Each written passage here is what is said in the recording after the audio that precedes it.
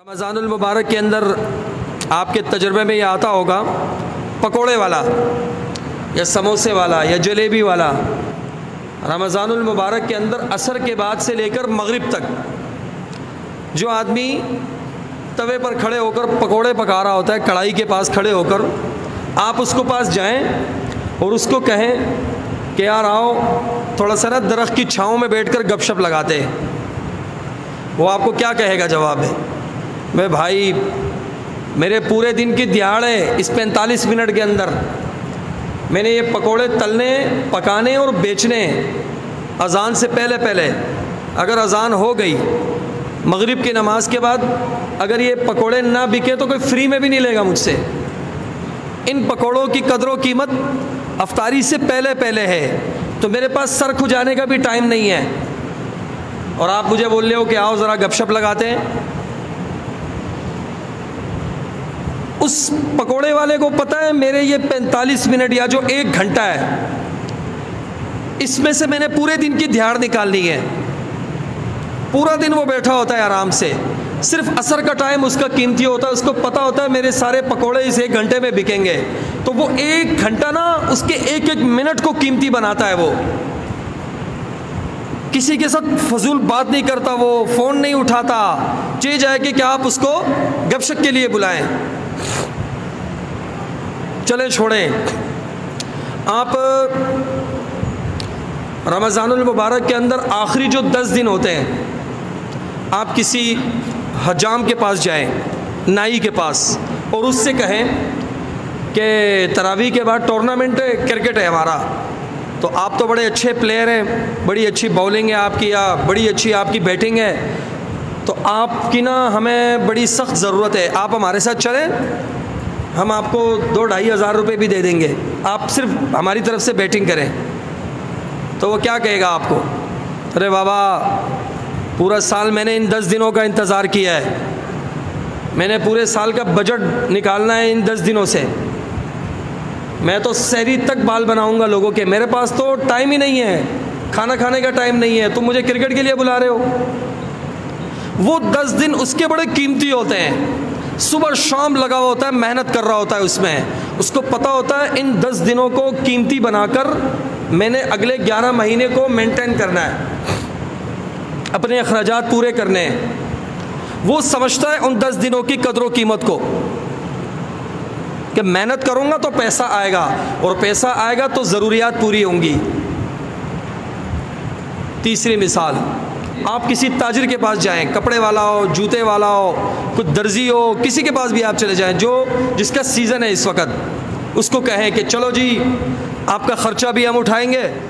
कागान नारान चलते हैं, होटल में कमरा भी हम बुक कराएंगे, खेमा लगाएंगे, आपके सारे अखराजात हम उठाएंगे, बस आप हमारे साथ जाएं।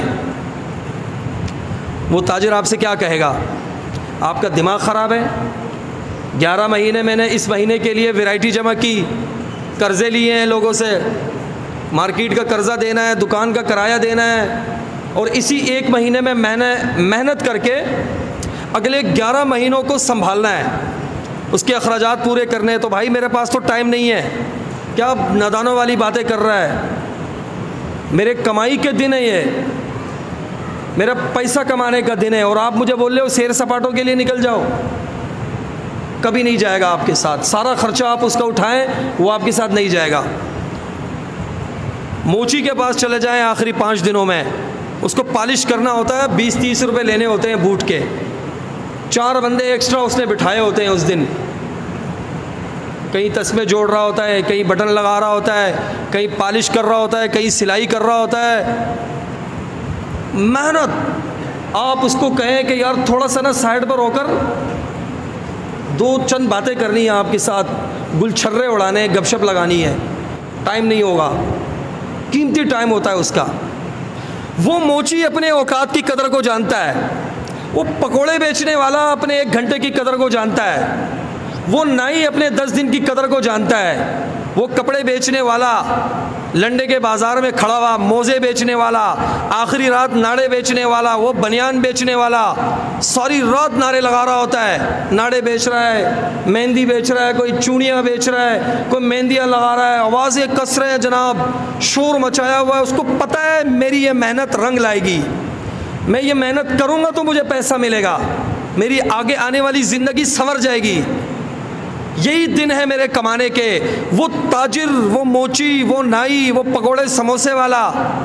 वो रेडी वाला, वो सब अपने औकात की कदर को जानते हैं। मैं और आपको अल्लाह ने रमज़ानुल मुबारक का महीना अता फरमाया, इसका एक एक मिनट अगले 11 महीनों से अफजल है, इसका एक एक सेकंड अगले 11 महीनों से अफजल है, इसकी एक सुबह मेरी गुज़िश्ता सारी ज़िंदगी से अफजल है। मैं उन एक मिनट को भी ज़ाया कर रहा हूँ, उन रातों को भी ज़ाया कर रहा हूँ, उन सुबह और शाम को भी ज़ाया कर रहा हूँ, खरमस्तियाँ कर रहा हूँ और फजूल में टाइम ज़ाया कर रहा हूँ। न मेरी रात की इबादत बन रही है, न मेरी सुबह की तिलावत बन रही है, न मेरे दीन का सीखना बन रहा है, न मेरे अंदर वो फ़िक्र पैदा हो रही है, न वो मेरा मकसद हासिल हो रहा है जो अल्लाह को मतलूब है। कुतिबा अलैकुमुस्सियाम कमा कुतिबा अलल्लज़ीना मिन क़ब्लिकुम लअल्लकुम तत्तकून, तुम पर रोज़े फ़र्ज़ किए गए इसलिए कि तुम्हारे अंदर तकवा पैदा हो जाए। ज़िंदगी के अंदर 25 रमज़ान गुजर चुके हैं, ये शायद आखिरी रमज़ान हो, आखिरी रमज़ान का आज ये हमारी ज़िंदगी का 17वां रोज़ा है। अपने गिरबान में झांक कर देखें कितना तकवा आया हमारे अंदर। एक गिरबान में झांक कर हम सोचेंगे तो हमें पता चलेगा कि हमारा रमज़ान कैसे जा रहा है। बड़े अफसोस से कहना पड़ता है, मैं मायूस नहीं कर रहा आप हजरात को, मैं एक दर्द समझाना चाह रहा हूँ आप हजरात को कि वो जो मायार है ना रोज़े का, जो आप सल्लल्लाहु अलैहि वसल्लम छोड़ कर गए हैं, वो रोज़े का जो एक मायार है ना, जो सहाबा कराम रिज़वानुल्लाहि ताला अलैहिम अजमाइन हमारे लिए छोड़ कर गए हैं, वो अब नज़र नहीं आ रहा। रोज़ा हमने एक रस्मी तौर पर रखा हुआ है,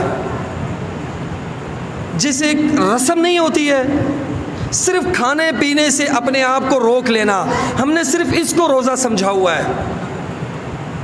सिर्फ ये रोज़ा नहीं है, इसके अलावा रोज़े के और बहुत सारे आदाब हैं, शराइत हैं, उस सीखने की ज़रूरत है, वो उलमाए कराम के पास जाने की ज़रूरत है। रोज़ा तो अल्लाह और बंदे के दरमियान एक राज है और इसकी जज़ा महज अल्लाह ख़ुद है। अल्लाह फरमाते रोज़े का बदल, रोज़े का इनाम मैं ख़ुद हूँ। जिसने रोज़ा उसकी शराइत के साथ रखा उसे मैं मिल गया, जिसे अल्लाह मिल गया उसे सब कुछ मिल गया। तो देखे तो सही ना रोज़ा कैसे रखा हुआ है हमने।